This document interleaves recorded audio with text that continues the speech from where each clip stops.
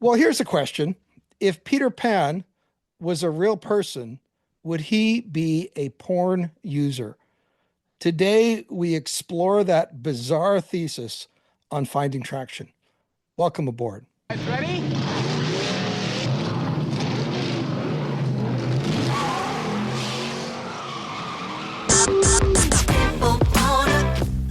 When it comes to porn, are you stuck, spinning out, or slipping backwards in your life? If so, then welcome to the Finding Traction podcast, a show dedicated to those who are looking to gain recovery momentum away from porn and toward the life and relationships they have always hoped for. Now, here's your host, Vern Tomke.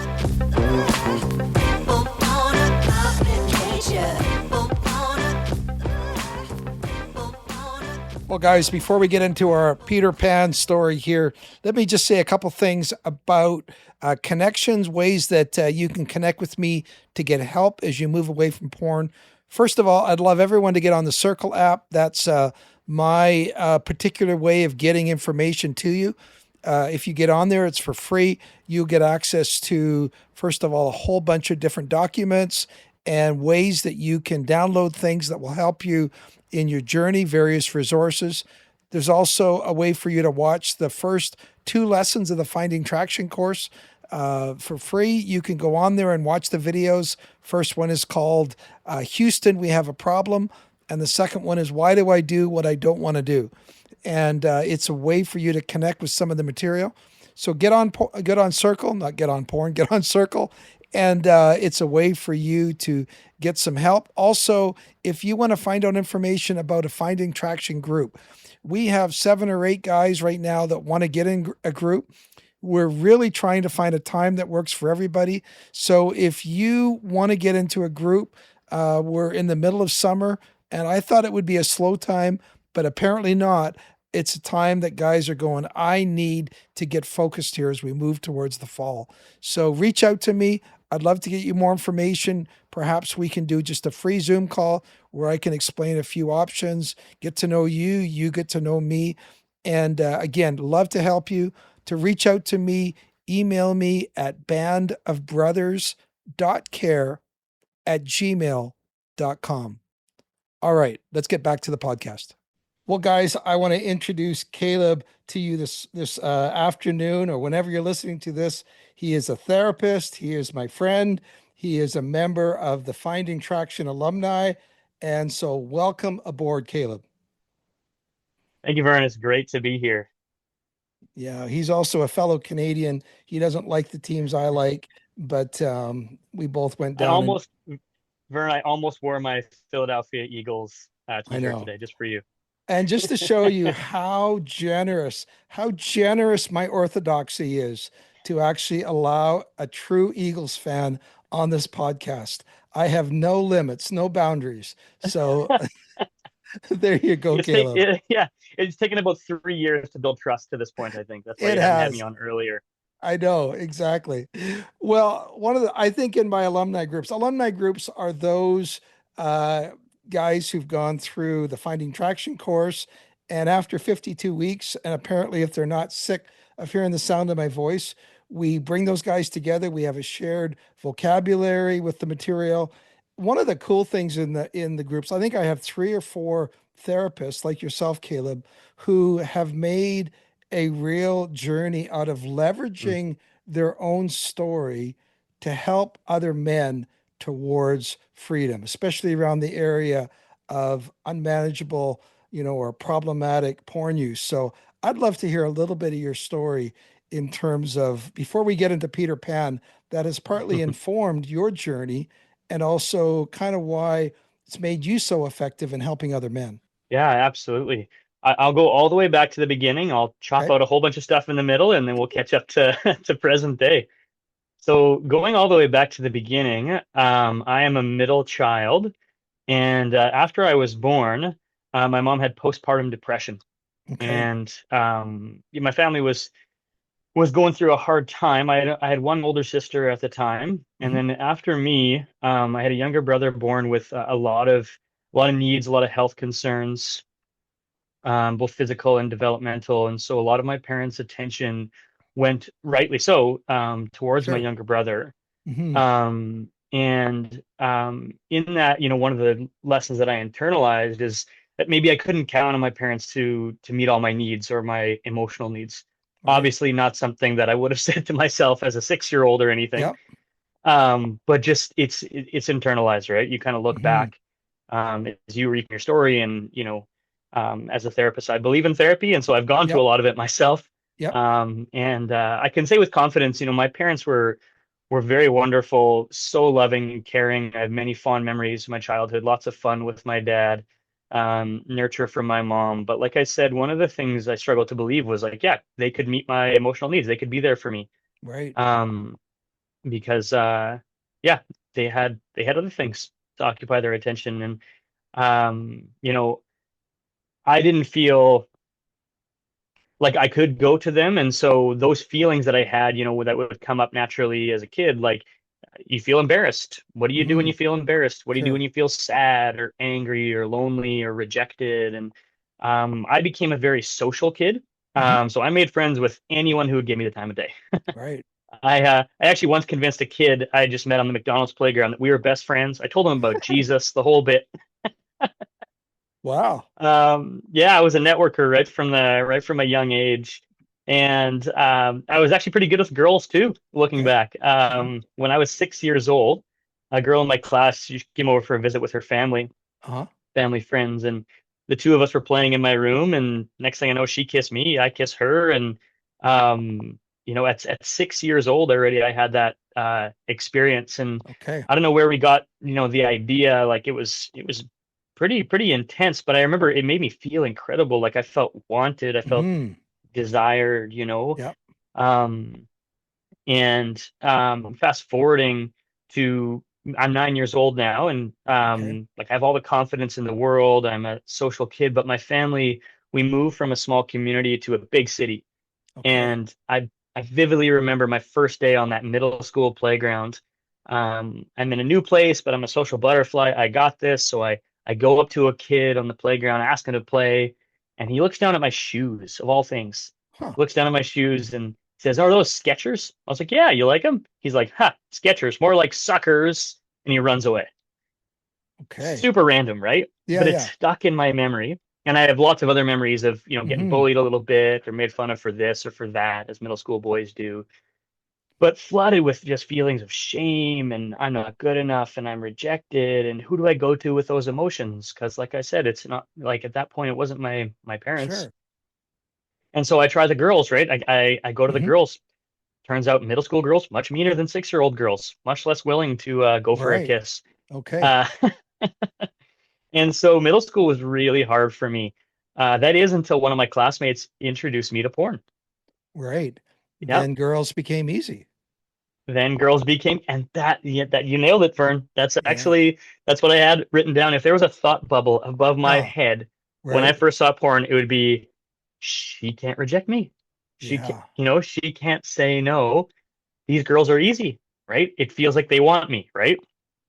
Well, if I could And so, stop you there, it's yeah. funny because you had one of the things I talk about is you were created with such this need. I was between older and a needy younger sister, a needy older brother. Same idea that Velcro that was all around me, all of the fuzzy Velcro was just ready for those hooks, right? That just Hmm. set me up, susceptibility, why I was so vulnerable, why it was like, oh, that makes me feel good. And you're right. We don't have the language for this when we're 6, 7, 8, 9.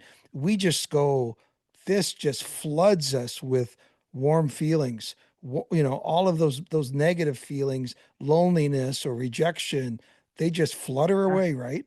They just flutter away. Yeah, all my problems float away. It's like fairy dust, right? Like Hmm. it Yep. was, it felt so magical.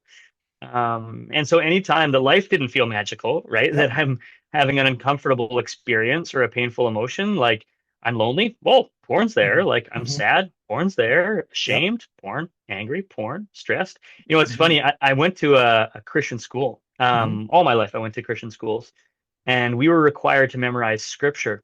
Okay. And all throughout middle school and high school, my strategy for memorizing scripture, right before I did it, I would look at porn because it would clear my mind.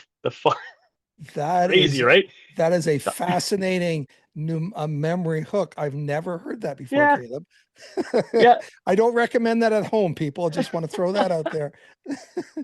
No, no, me neither. Because it became I was Interesting. dependent on it for mental clarity. Yeah. Like I have to study for a test. Oh, a little bit of masturbation, a little bit of Yeah. porn. Now my mind will be clear and I can focus. Mm, Yeah. yeah. I mean, that followed me into adulthood too. Yeah. What a tool regarding learning to do life.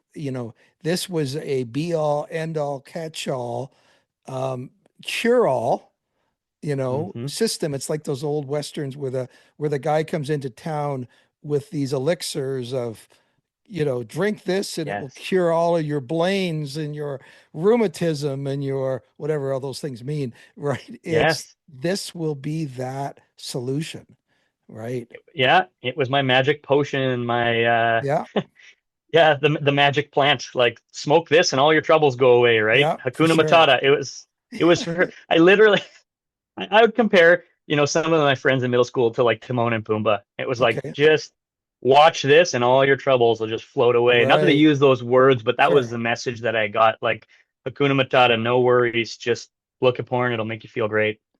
So how then did you shift you into how, either by hook or by crook, choosing to pursue a healing journey in this area? Obviously, there must have been some awareness that began to settle in, and then Yeah. the hard work of beginning to move away from it. How to just tell us Mm. a little bit about that, because the listeners are many of them are in the same place and they're going, okay, well, how does this journey play out for me? And moving towards healing. Well, for me, I got married and I became a youth pastor. Oh, Both things that suddenly clashed with my porn use. no, Yeah. no, yeah. Okay. Yeah. So Yeah. that would mess with the feng shui a little bit, right? That would mess with it. Yeah. All of a sudden, I mean, it was either I go underground with this Yeah. or I face it. And I've been my whole life, it's such an honest, one memory that my family has rehearsed time and time again was my sister and I, when we were young, we were hanging out at a friend's place and they had such cool toys. They're the first ones that ever had Transformers. And Oh, my sister maybe stole a Barbie or something, and I stole a Transformer. We put it in our pockets, and we went to the door. We leave the friend's house, and my parents said, "Hey, Caleb, you ready to go? My sister ready to go?" And I said, "Yep, certainly nothing in our pockets." wow. Busted. Busted. Yep, yeah. So I've never been good at keeping a secret. So it came out even before I got married. To my wife, and very similarly to my church when I became a youth pastor there as well. Mhm. I was like, I have to come clean. I can't live with this Right. dishonesty, but I also don't know how to fix the problem. Like I didn't have tools, and so Right. in 2016, my church did the Conquer series by Pure Hmm. Desire, Yeah. and that was the beginning of my recovery journey 10 years ago. Okay. Um, After I did the Conquer, I did the Seven Pillars, and various other. I went to counseling. Yeah. I eventually found Matt Dobschuetz, Absolutely. and Yeah. yeah, and started one of his groups, and then I found you and have been doing your groups. I think it's 2.5 years now, or Yeah. I did the Finding Traction, and then now 2 years of alumni. Yeah. Yeah, it's been Yeah. great, and the insights you bring, and one of the things that I introduced on a recent podcast, I also just got interviewed with Jonathan Darty from Pure Sex Radio. He we're going to do Mm. this. We did the same topic, and it's this idea: in our journey of freedom, we hit periods of plateaus, but then at some point, in some way, we can have tipping Mhm. points where some kind of experience or aha moment can meet us and actually turbocharge. I know I'm my metaphors are jumping all around here. Um, Aha moment that kind of turbocharges our recovery into maybe a new level of freedom. And So that's kind of the idea. And in one of our recent alumni groups, you shared a bit of an aha moment you had as you were thinking about your recovery, thinking about some of the challenges you face. And as you shared it, I thought, ah, that is a great example of a tipping point. And it had to do with this mythical figure, Peter Pan. So I don't know what we're going to call this. Does, Peter Pan porn user, or Peter Pan pursuer of porn, or all sorts of alliteration, but How we'll many leave P's can you put in there? Yeah. exactly. But having said that, why don't you go ahead and share your thoughts around the Disney character Peter Pan, and actually, which may sound okay, this sounds a little goofy, Caleb, but it really impacted you. So I'd love you to share it with the hmm listeners. hmm Yeah. Yeah, I would say that kind of the root of the tree that kind of where that branch came from Hmm. would be the book that we were going through in our alumni group, the Broken Boy to Mended Man Yep. book. And there's just stuff that was stirring up in my heart about my journey, and yeah, this idea of Peter Pan kind of came to mind. And so yeah, one of the lies that I think I've been believing for a while is that like this just because it's been with me since boyhood, it will Hmm. just always be with me. Right. This is just, I've gotten a lid on it, I only, kind of slip up every 6 months or so, but maybe I just need to, kind of settle Hmm. here and not, think that I could actually be completely free of this. But in reading this book and unearthing some of this stuff from childhood, I realized that like there's something about growing up. I want to grow up Mm, before I grow old. I can't remember who right. said that, but I really started to resonate with that idea. I want to grow up before I grow old, and Mm, porn is representative of keeping me in boyhood. And so I love stories. hmm. I love stories of all kind. I especially like, fantasy and mythology. And so as I was thinking about an example, I thought of Peter Pan, right? Hmm. And how he refuses to grow up. And I saw, a part of myself in that. Like inside of me is this Peter Pan, the porn user, kind of piece of me that just like refuses. No, I want to live in Neverland. I don't want to accept limits and responsibility and the things that come with growing up. I want to avoid those things and chase after perpetual excitement and Hmm. um yeah, but then obviously there's another part of me that's like, no, like we want the real world. We want real love. We don't want this fantasy any longer. Like Neverland is lonely. We just got the Lost Boys for company in here, Yeah. Yep. and the mermaids, right? The kind of those siren figures that they Hmm. look beautiful, and then you get up close and they just slip away. Like that was what like porn has always felt like to me. Like almost they're so beautiful. Like, and as I approach, it's like, whoa, this is what? Oh, and they're gone. Like, and they don't care Hmm. about me, and they don't actually Right. want me. That was just an illusion. Um, Hmm. and so yeah, and so I started doing research more on like the story of Peter Pan, and Okay. Yep. um, yeah, one of the things that came up was like, Peter flies using happy thoughts, and you just got to think happy thoughts, Right. It's been and that a was while since I've seen that. So this is a good review for me. Happy thoughts. Got it. Okay. happy thoughts. Yeah, this whatever you want to label it, right? The dopamine rush, Mhm. that temporary escape from reality. That's so much of what porn has been for me ever since I was a boy. Like, if life is too hard, just happy thoughts, just float away. Hakuna Matata again. So Um, happy thoughts are something which basically deny reality. Deny They reality. they put us in an alternate universe, right? I just think happy thoughts. I just those kind of things. That's where you're going with that, right? Yes. Yeah, Okay. exactly. Yep. I love that phrasing, deny reality, because it Hmm. really is Right. I can escape. I don't have to face it. I can just float away from it. I can deny that it's there.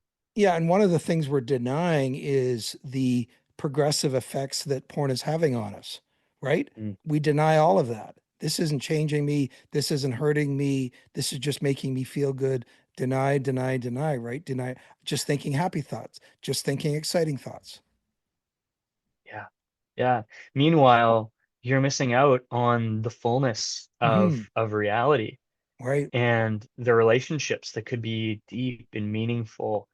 Um, and Peter starts to in the story, like he begins to forget. He forgets his commitments. He forgets the Hmm. people he loves. Oh, wow. I found that in my life with with my own memory, Hmm. fading on things and being like this is the cost, Caleb. Like this is the cost of porn. It robs you of your memories in the real world and your real experiences. And I'm a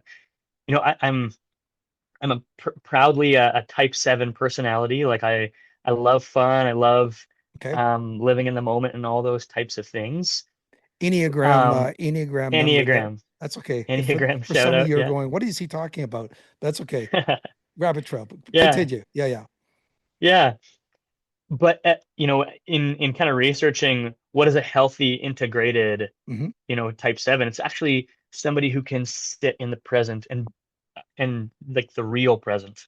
Hmm. Not floating away with a happy thought or with Right. the next rush Okay. of excitement or of fantasy, but just enjoying all of reality, Hmm. of becoming truly childlike. So this is one of the things that I've really had to distinguish in my mind because I don't want to lose my Right. childlikeness, right? As a Christian, I mean that Jesus, that you need to be childlike in order to receive the kingdom. Right. So I want to be childlike, but I don't want to be childish. Oh, that is good. Snap. Yeah. That is a great distinction between those Yeah, two. and the difference for me, so being childish means, escapism, avoidance, pouting, Hmm. entitlement, irresponsibility, selfishness, those types of things. But being childlike, it's not just, it's not just that I want to be a more responsible, dedicated, committed husband and father. I do want to be Hmm. those things, but I want to be childlike. I want to be full of imagination and wonder, and playfulness and curiosity and Right. um, yeah, and mutual trust and those type of things. And so as I've thought about this, I don't just want to not be Peter Pan. Hmm. I also I want to be like Christ. I want to Hmm. be um, let's say like Samwise Gamgee, right, in the Lord of Okay. the Rings. Yep. Somebody who is loyal and dedicated, but also can be playful and loves his garden and is yeah, unashamed about just taking life as it comes, but is also committed and loyal and dependable. Another person that or character that I really love is Bandit Healer from the Bluey Show, an Australian cartoon. Um, Okay, my kids are older. I missed that, but for those of you who are tracking, why is that? why is that? So it's this family of dogs, this cartoon show. It's Okay. very sweet, Yeah. and the parents, but especially the dad, is like, it wouldn't be an overstatement to say that he's a role model for me because in one moment he can be building a blanket fort with the kids, and the next be having a Hmm. meaningful conversation about emotions and sadness with one Okay. of his kids. And like that's the kind of dad that I want to be, that I'm emotionally attuned with my kids. I can lay aside my own interests to focus on them. And I can also create fun memories and we can play together and um yeah, both things can be harmoniously true. Well, it's Yeah. funny, Caleb, as we're talking, I think one of the concepts this idea of growing old, before growing up before we grow old, one of the biggest things that I saw happen with my growing up years, especially into middle school and high school, was I swear that porn simply put it, the push, the play pause button on all devices these days, and I feel like porn simply put my maturation on pause. And I don't think it's a surprise when my wife asks me to remember things from high school, remember things from later elementary school. I swear, those were the lost years. Mm, I can remember virtually nothing of 10 years of my life. And I'm going like, where was I? What happened? And it's like scary stuff.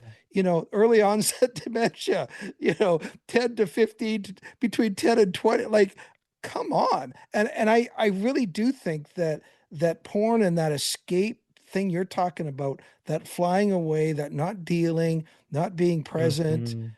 played a part of that. Yeah. Yeah, I 100% resonate with that, Vern. I have the same thing. I have lost years, Hmm. when I was lost years when I was a lost boy, Yeah. just escaping reality, like just, floating away, floating, not wanting to face the hard stuff of life, and then just using porn as this magic carpet to just float away, but then forgetting it, forgetting Right. reality. And once you start to, yeah, you get older, it's like, oh my gosh, my memories, they're so valuable. Like Hmm. I want to be present, and I also want to remember when I was present. Right. So as you moved into serious recovery and pushed play on your recovery, what did it change what changed as you moved from being childish towards being childlike in the way Mm, you approach life, in the way you approach relationships?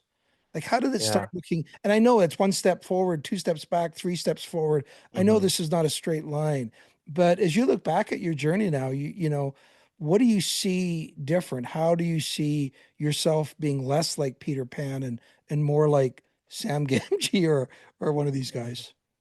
Yeah. Um, Ironically, I would say COVID helped a lot. Okay. That was a really big turning point because I could Mm, no longer throw myself into my work. hmm. Before that, I was working 6 days a week as a youth pastor, Yep. five evening commitments of different ministry things. Right.